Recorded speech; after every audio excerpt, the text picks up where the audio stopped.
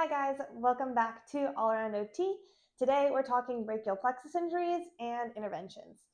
I got hit with brachial plexus injury on my level 2 fieldwork in pediatrics actually, but this is applicable both to peds, neuro, inpatient rehab, anywhere you're at in the setting world.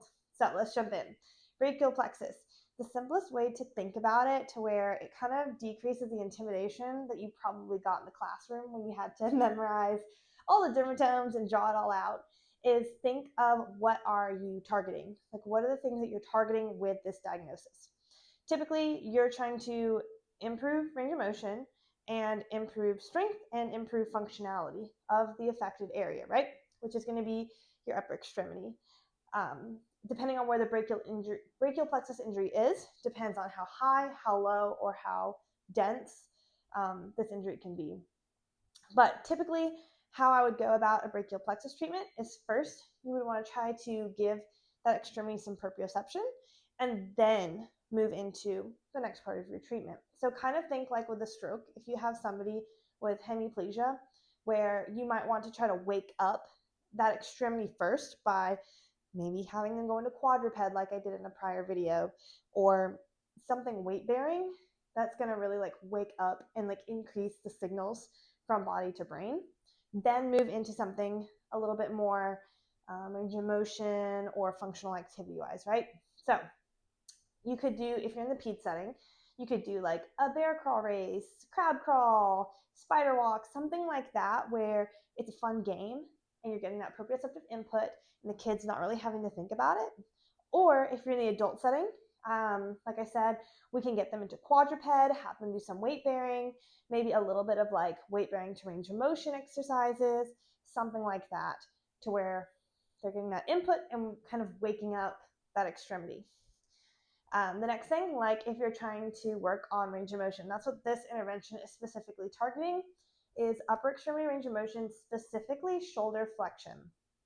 And this is more later down the timeline, so it's not like a super dense brachial plexus anymore. Like we've gotten a lot of movement and things like that, but maybe they're still struggling with like reaching up to like brush their hair, do hair care, or reaching up to a higher cabinet. So I would take a yoga ball, and the reason I want a ball this large is, especially in peds, to kind of encourage to like come up over the head and get a little bit more functionality out of the activity, is if the ball is smaller, is lighter, is easier to stabilize, they don't have to engage the affected extremity as much. But with a larger, slightly heavier ball, first, it requires you to use both hands, so you're getting that bilateral coordination in, which means you have to press firmly with both hands, but you're still getting some assist from your functional or like your good limb.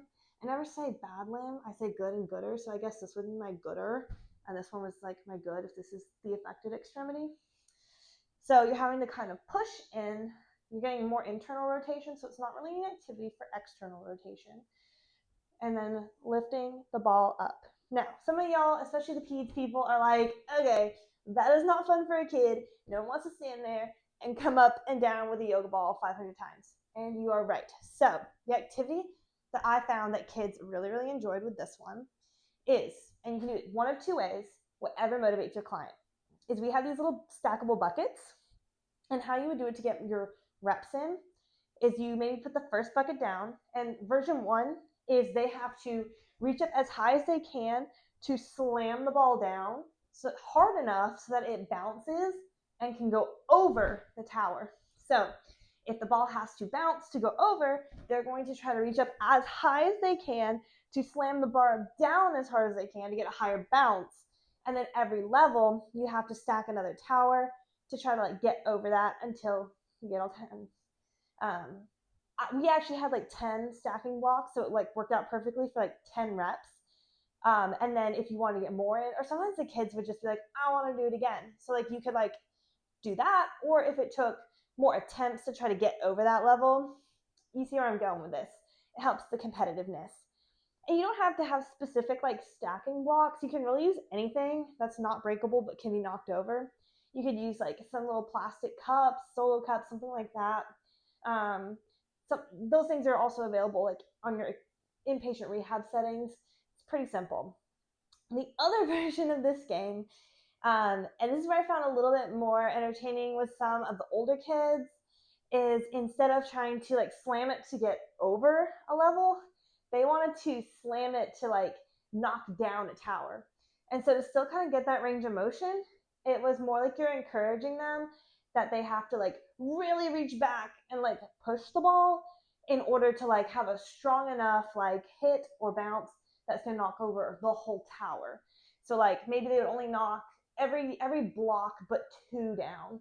Oh, well, you're going to have to like reach higher and like really like push the ball forward. Or you can even set specific rules saying like, okay, it doesn't count unless you get up high enough.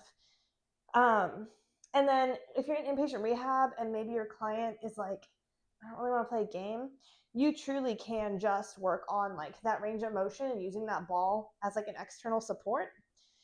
You can also do like slam balls. Like a lot of us are familiar with that workout where you have a weighted ball. Know your client. Is this safe? So if they have a pretty functional grip and they are, in your mind, like capable and safe to lift something over their head, totally use a weighted ball. If they're not, you can use, again, like a light yoga ball where if they were to drop it and it falls on their head, it's not going to hurt them. Or if you need to use a weighted ball for your intervention, just don't go over the head. Like you can still get a lot of range of motion in. You don't have to go over the head for it to be functional with a slam ball, and then you would slam it down to the ground. And then you're getting a lot of good like thorax in there too. You're really working on that whole posterior chain, and it's really good for your adult clients.